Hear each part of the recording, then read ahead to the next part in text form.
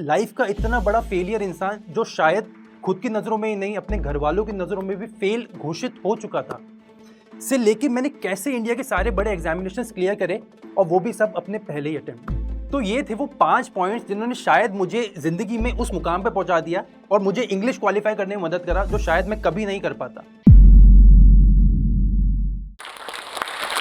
देखिए, सफलताओं की सीढ़ी ना बहुत सारी असफलताओं से होके ही गुजरती है और ये बात आज मैं आपको खुद बताने आया हूँ जो कि एक सरकारी बैंक में स्केल 2 अफसर की तरह काम कर रहा है। देखिए, मैंने अपनी जर्नी में बहुत सारे कॉम्पिटिटिव एग्जामिनेशंस निकाले हैं जिसकी वजह से जो मैं खुद बोल सकता हूँ कि अगर आप फॉलो करेंगे तो आप डंके की चोट पे इस बार एग्जामिनेशन अपने पहले अटेम्प्ट में निकाल सकते हैं और हो ना हो इंग्लिश इस पॉइंट के बाद आपका फेवरेट टॉपिक जरूर बन जाएगा। नमस्कार दोस्तों, मेरा नाम है चिराग चोपड़ा।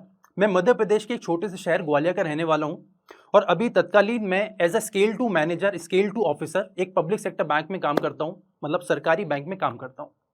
अब ये सारी चीज़ें सुन के आप लोगों को लग रहा होगा कि यार ये बंदा तो बचपन से ही बहुत पढ़ाकू होगा या बचपन से ही हमेशा वो होता है ना शार्प बच्चा रहा होगा, बट मैं आपको बता दूं कि ऐसा कभी नहीं था।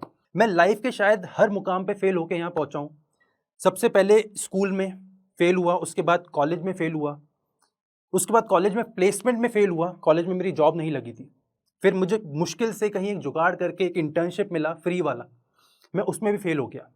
उसके बाद मैंने अलग अलग कॉम्पिटिटिव एग्जाम ट्राई करे, मैं हर जगह फेल होता रहा। बट उसके बाद भी मैं आज आप लोगों को ये बताने आया हूँ कि अगर आप लोग भी मेरी तरह हैं जो शायद लाइफ के हर जगह पे फेल होते रहे। मैंने अपने पहले अटेम्प्ट में SBI PO क्रैक करा, IBPS PO क्रैक करा with all India rank of 79। इसके साथ मैंने शायद इंडिया का सबसे मुश्किल एग्जामिनेशन बोला जाता है CAT examination, MBA entrance exam, मैंने इसमें ऑल इंडिया परसेंटाइल 97.52 स्कोर करा था। जिसके बाद शायद इंडिया के सारे बड़े MBA कॉलेज से मुझे ऑफर लेटर्स मेरे हाथ में थे। देखिए, आज मैं आप लोगों को वो कहानी बताऊंगा कि कैसे एक लाइफ का इतना बड़ा फेलियर इंसान जो शायद खुद की नज़रों में ही नहीं अपने घर वालों की नज़रों में भी फेल घोषित हो चुका था, से लेके मैंने कैसे इंडिया के सारे बड़े एग्जामिनेशंस क्लियर करे और वो भी सब अपने पहले ही अटेम्प्ट में। देखिए, जब हम इंग्लिश के बारे में सोचते हैं, मतलब एक एग्जामिनेशन पॉइंट ऑफ व्यू से नहीं बट जनरली जब हम जिंदगी में इंग्लिश के बारे में सोचते हैं तो हमारा ये सोचना होता है, मन में हमारे ख्याल आते हैं कि अगर आपको इंग्लिश बोलना नहीं आएगा तो आप लाइफ में कुछ नहीं कर सकते। मैं आपको बोलता हूं ऐसा बिल्कुल नहीं है। आपको वो मैं 4 या 5 पॉइंट्स बताऊंगा आज जो शायद आप लाइफ में फॉलो करें तो आज के बाद शायद आप कभी जिंदगी में नहीं और किसी कॉम्पिटिटिव एग्जाम में भी नहीं, कहीं पे भी फेल नहीं होंगे। देखिए, बहुत बार हमें लगता है जब हम किसी टीचर से बात करते हैं या एज सच किसी भी भाई बहन से बात करते हैं कि सर हमें इंग्लिश नहीं आती या भैया मुझे इंग्लिश नहीं आती, तो सब लोग ये बोलते हैं कि यार सबसे पहले ना तुम ग्रामर पे ध्यान दो या वोकैब पे ध्यान दो, भाई अपने वर्ड्स ज़्यादा याद करो, डिक्शनरी याद कर लो, डिक्शनरी से पढ़ना चालू करो, ग्रामर के छोटे छोटे वर्ड्स, वर्ब एडवर्ब याद करो। देखिए, मैं आज यहाँ पे खड़ा हूँ आप लोगों को ऐसी एक अनकन्वेंशनल अप्रोच बताने के लिए जो शायद आप लोगों ने आज तक सुनी नहीं होगी, बट हाँ ये जरूर गारंटी ले सकता हूँ कि अगर आप इस अप्रोच को फॉलो करते हैं तो मैं लिख के देने को तैयार हूं कि अगला एग्जाम आप फोड़ के आएंगे और पहले अटेम्प्ट में क्रैक करके दिखाएंगे। देखिए, जब भी हम किसी से बात करते हैं, कोई बोलता है रेनिन मार्टिन पढ़ लो, कोई बोलता है वर्ड पावर मेड इजी पढ़ लो। देखिए, मैं आपको अपना एग्जाम्पल बताता हूं, मैंने भी यही करा था और मैं शायद इसको अपनी जिंदगी की सबसे बड़ी गलतियां मानता हूं, क्योंकि जब मैंने इन चीज़ों को पढ़ना चालू करा, जब मैं इस कॉम्पिटिटिव एग्जाम की इस जर्नी में आया तब मैंने भी यहीं से चालू करा। इनसे चालू करने के बाद हुआ ये कि जहां मैं जब आया था, जब मैंने पहला चालू करा तो शायद मेरे मुश्किल से 7, 8, 10 नंबर आ जाते थे इंग्लिश में। बट जब मैंने ये बुक्स पढ़ना चालू करा इसके बाद तो हालत इतनी खराब हो गई कि मैं मुश्किल से 2, 3 नंबर ला पाता था और उसके बाद कॉन्फिडेंस मेरा ये था कि आज चाहे मेरा यहाँ था, इनको पढ़ने के बाद कॉन्फिडेंस मेरा जमीन के अंदर घुस चुका था और मुझे लिटरली ये लगने लग गया था कि मैं एग्जाम नहीं निकाल सकता। तो आप बोलेंगे सर ऐसे कैसे हो सकता है कि आपने एग्जाम निकाल दिया और आपके 27 आउट ऑफ 30 नंबर हर बार आते थे, हर बार आप 90% से ज़्यादा नंबर लेके आ पाए और बिना बुक्स के आपने एग्जाम निकाल दिया। सो गाइस, बिल्कुल मैंने एग्जाम निकाला और बिना किसी किताब के निकाला और बिना किसी टीचर के निकाला। देखिए, पहला पॉइंट मैं आप लोगों को बताना चाहता हूं, अगर इंग्लिश को आपको अच्छा करना है तो बी इंट्यूटिव। आपको इंग्लिश को ना समझना पड़ेगा, आपको इंग्लिश की फील लानी पड़ेगी। आपने कई बार ऐसा देखा होगा कि कुछ लोग होते हैं जो इंग्लिश को, अगर मैं आपको फॉर एग्जाम्पल आपके एग्जामिनेशन में एरर डिटेक्शन के क्वेश्चंस आते हैं, अगर मैं आज आपको बोलूं कि यार एक एरर डिटेक्शन क्वेश्चन है और ये क्वेश्चन आपको सॉल्व करना है, तो आपने कई बार देखा होगा कि कुछ लोग होते हैं जिन्होंने शायद अभी 3 महीने पहले अपनी प्रिपरेशन चालू करी होती है वो ऐसे करके उसका आंसर बता देते हैं, या यहाँ ना मुझे कुछ गलती लग रही है, अब मुझे ये नहीं पता गलती क्या है, बट हाँ ये मुझे ना पढ़ने से अच्छा नहीं लग रहा, doesn't sound well to my ears. कई बार आपने सुना होगा और आप सोचते हो कि यार ये कैसे कर पा रहा है, यार मुझे तो इसका एरर समझ ही नहीं आ रहा। ये जो चीज़ होती है ना गाइस, इसको बोला जाता है आपका इंट्यूटिव पावर। और यही वो चीज़ होती है जो आपने कई बार देखा होगा कि कुछ बच्चे अपना एग्जाम 3 महीने में निकाल लेते हैं, वहीं कुछ बच्चे होते हैं जिनको 5-6 साल लग जाते हैं और वो एग्जाम नहीं निकाल पाते, बिकॉज वो इस इंट्यूटिव पावर पे काम ही नहीं करते, या करना भूल जाते हैं, या उनको कोई बताने वाला नहीं होता। Guys, start working on your intuitive power. ये इंट्यूटिव पावर आपको वो चीज़ हासिल करके देगी लाइफ में जो शायद आप बिना इसके कभी नहीं कर पाएंगे। स्टार्ट रीडिंग मोर, ज़्यादा पढ़ना चालू करिए। जब भी पढ़ते हैं तो कोशिश करा करिए कि जो ऑथर ने लिखा है या जो भी इंसान आपके सामने बोल रहा है, आपको ये फील होना चाहिए कि वो आप लिखा हुआ नहीं पढ़ रहे, बट आप सुन रहे हैं उस बात को। कोशिश करिए कि वो ऑथर है वो आपके सामने है और वो क्या बोल रहा है, क्या वो दुखी है, क्या वो उदास है, क्या वो खुश है। क्योंकि देखिए, जब आप ये समझने लग गए ना कि अगर मैं आपके सामने एक ऐसे लिख देता हूँ, अगर आप समझने लगे कि मैंने जब वो ऐसे लिखा होगा तो मेरी आंखों में आंसू होंगे, या मेरा वो होता है ना दिमाग गुस्से में होगा, अगर आप ये चीज़ समझ जाते हैं ना तो आप अगला स्टेप भी समझ जाएंगे कि अगर मैंने आज एक चीज़ गुस्से में लिखी है तो आपको पता होगा कि ये बंदा अगले पॉइंट में किसी को ब्लेम करेगा, ये अगले पॉइंट में ना हो सकता है किसी को गाली भी दे दे, ठीक है। और वहीं अगर आप ये माने कि मैंने बहुत खुशी में एक चीज़ लिखी है, आपकी तारीफ करने के लिए लिखी है, तो आपको क्या लगेगा, यार यहाँ पे ना इसने मेरी तारीफ करी है, आगे हो सकता है और ज़्यादा तारीफ करे, यार हो सकता है आगे मेरे घर वालों को भी तारीफ कर दे, कुछ भी हो सकता है, बट ये तारीफ करता रहेगा। ये चीज़ होती है आपकी intuitive power. Start working on it. अपने ऑथर की फील अपने अंदर लेके आइए, एक इमोशंस जनरेट करना चालू करिए। अब आप बोलेंगे कि सर ठीक है, आपने बड़ी बड़ी बातें तो कर ली, इंट्यूटिव पावर लेके आओ, ठीक है कर लेंगे, बट करेंगे कैसे, होता क्या है ये? इसके लिए दूसरा पॉइंट है, स्टार्ट रीडिंग मोर।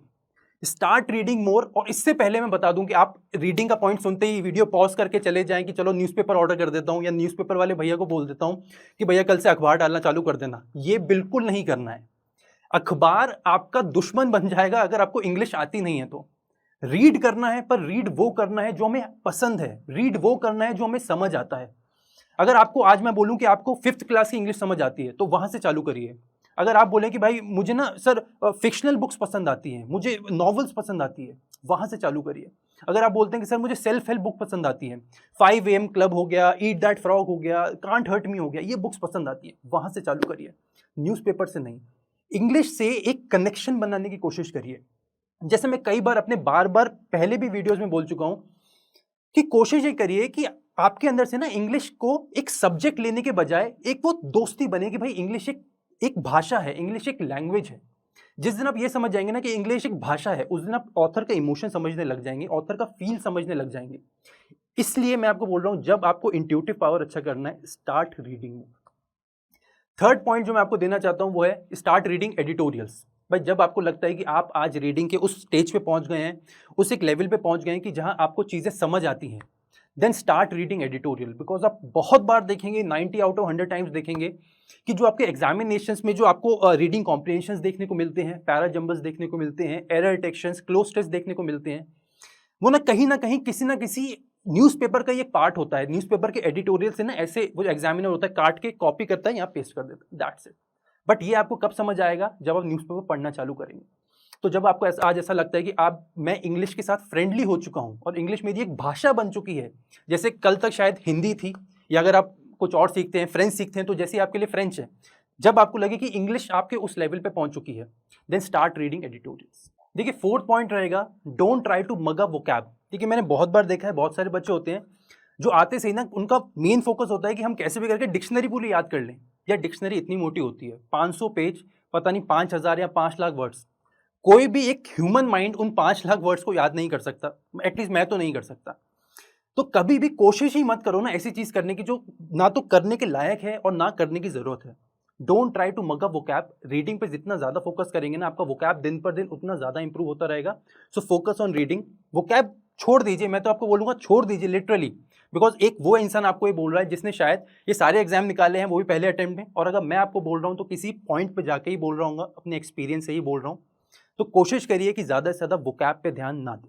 और फिफ्थ पॉइंट, जो शायद इस पूरी लिस्ट का सबसे इंपॉर्टेंट पॉइंट होगा, last but not the least, जिस दिन आपको ये समझ आ जाएगा ना कि एग्जाम में हमें पीएचडी नहीं करना है, भाई हमें इस एग्जाम को क्वालिफाई करने के लिए इंग्लिश समझ आनी चाहिए।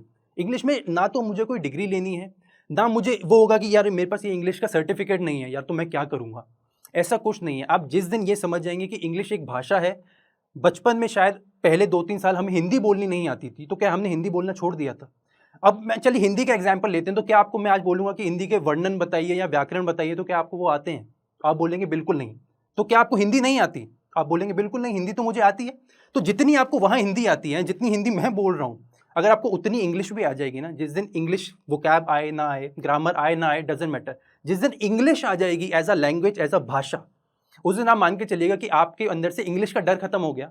और उस दिन आप मान के चलिएगा कि इस बार के एग्जाम में आप कुछ भी करें ना करें, पर इंग्लिश जरूर फोड़ के आएंगे। और मैं ये चीज डंके की चोट पे बोल सकता हूं कि ये वो 5 पॉइंट्स हैं जो अगर आप अपने दिनचर्या में कल से ही लेके आते हैं या आज से लेके आते हैं, तो मैं लिख के देने को तैयार हूं कि इस बार का एग्जाम आप फोड़ के रहेंगे और आप वापस आएंगे ये बताने के लिए कि सर आपके ये जो टिप्स थे, इन्होंने हमारी जिंदगी बदल दी और इन्होंने चमत्कार की तरह काम करा। जहां कल तक मैं इंग्लिश से इतना डरता था, मुझे लगता था कि शायद मैं कभी इंग्लिश क्वालिफाई नहीं कर पाऊंगा, से लेके आज मैं उस लेवल पे पहुंच गया हूं जहां सर आपकी तरह 60, 70, 80% से मेरी जर्नी चालू हुई और आज 90, 95% तक में, और इंग्लिश के दम पे मैंने ये एग्जाम निकाला। अगर आप भी इस वीडियो के एंड तक आ गए हैं तो मेरी तरह आप भी इंस्पायर जरूर हुए होंगे।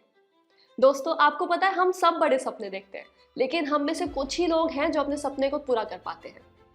और आपने कभी नोटिस किया है, जो भी लोग अपने गोल को अचीव कर पाते हैं उनमें एक कॉमन स्किल होती है, वो क्या है? अच्छी कम्युनिकेशन स्किल्स और इंग्लिश बोलने की स्किल। और अब हम भी इस स्किल को मास्टर कर सकते हैं जोश स्किल्स ऐप के साथ। यहाँ पे हमें daily vocabulary, grammar, reading, writing practice के साथ साथ अपने ही जैसे लाखों स्टूडेंट के साथ इंग्लिश में बात करने का भी मौका मिलता है। इससे हम अपनी इंग्लिश की फ्लुएंसी जो है वो इम्प्रूव कर सकते हैं। तो चलिए आज ही अपने सपने की ओर पहला कदम लेते हैं भारत के number 1 spoken English learning app जोश स्किल्स के साथ।